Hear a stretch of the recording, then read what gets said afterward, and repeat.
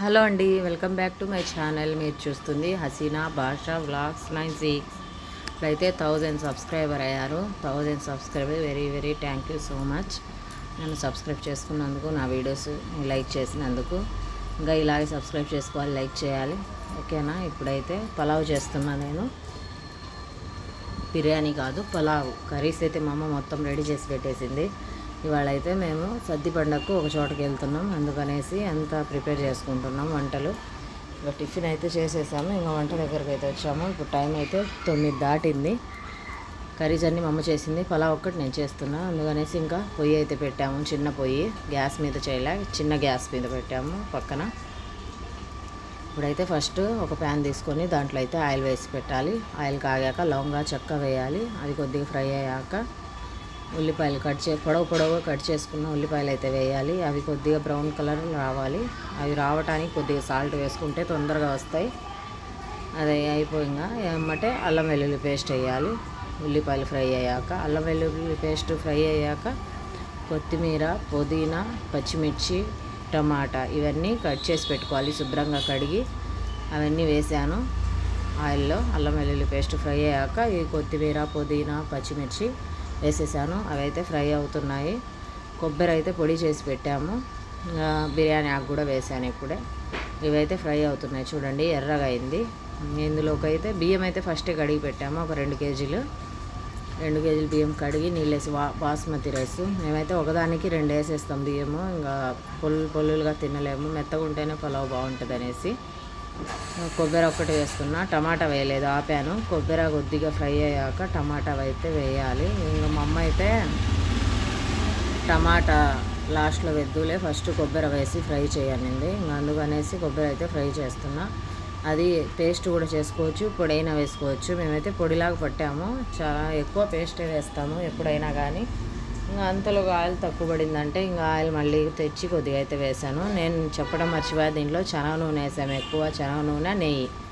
నేను వేసింది మా అమ్మకు సరిపోలేదు ఆయిల్, అందుకనేసి ఇంకొద్దిగా ఆయిల్ అయితే వేస్తున్నాము. ఎక్కువ పలావ్, బిర్యానీలో దేంట్లోకైనా ఆయిల్ ఎక్కువ ఉంటే ఆ టేస్ట్ వేరు, చాలా బాగుంటుంది. ఇంకా ఆయిల్ కొద్దిగా తక్కువ పడిందని వేసేసాము మేము కూడా. ఆయిల్ వేసి ఇంకా మాడు పట్టకుండా కదిలిస్తూ ఉండాలి. ఎప్పటికైనా పలావు మాడు పట్టకూడదు, మాడు పట్టకుండా కదిలియాలి, లేకుంటే వాసన వచ్చేసిద్ది, గలీసుగా బాగోదు. ఇప్పుడైతే ఫ్రై అవుతున్నాయి. టమాటాలు లాస్ట్లో టమాటాలు వేసేసాను. టమాటాలు కొద్దిగా మగ్గాక ధనియాల పొడి అయితే వేయాలి. ఇంకా కొద్దిగా మగ్గాలి. ఇంకా మళ్ళీ కొద్దిగా ఆయిల్ తక్కువ ఉందని మా అమ్మ ఇంకొద్దిగా వేసింది ఆయిల్. ఇంకా అది కొద్దిగా ఫ్రై అయ్యాక లాస్ట్లో కొద్దిగా ధనియాల పొడి వేసేయాలి. ఇప్పుడైతే అదిగోండి మా అమ్మ అయితే ధనియాల పొడి వేస్తుంది. సరిపడా ధనియాల పొడి వేసేసి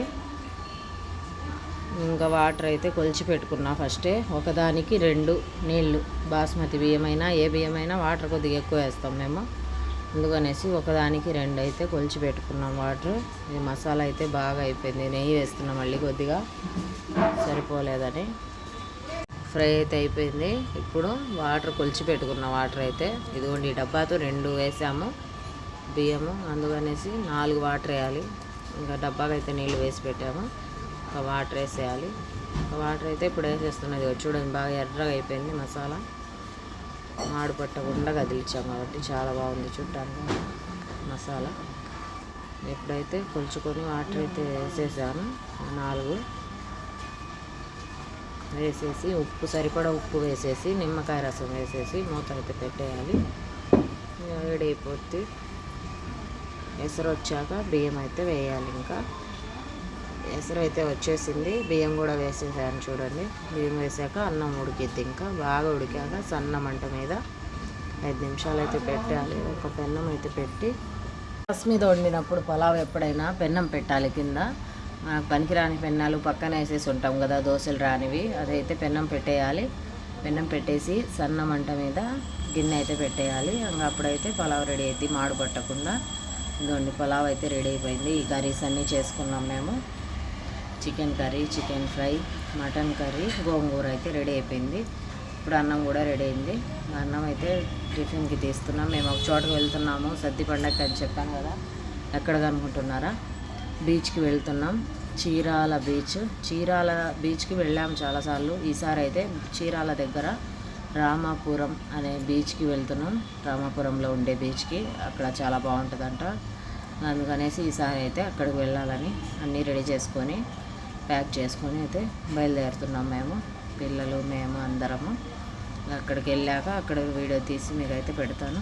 ఓకేనా? బాయ్ అండి. ఈ వీడియో మీకు నచ్చితే లైక్ చేయండి, షేర్ చేయండి అండ్ కామెంట్ చేయండి.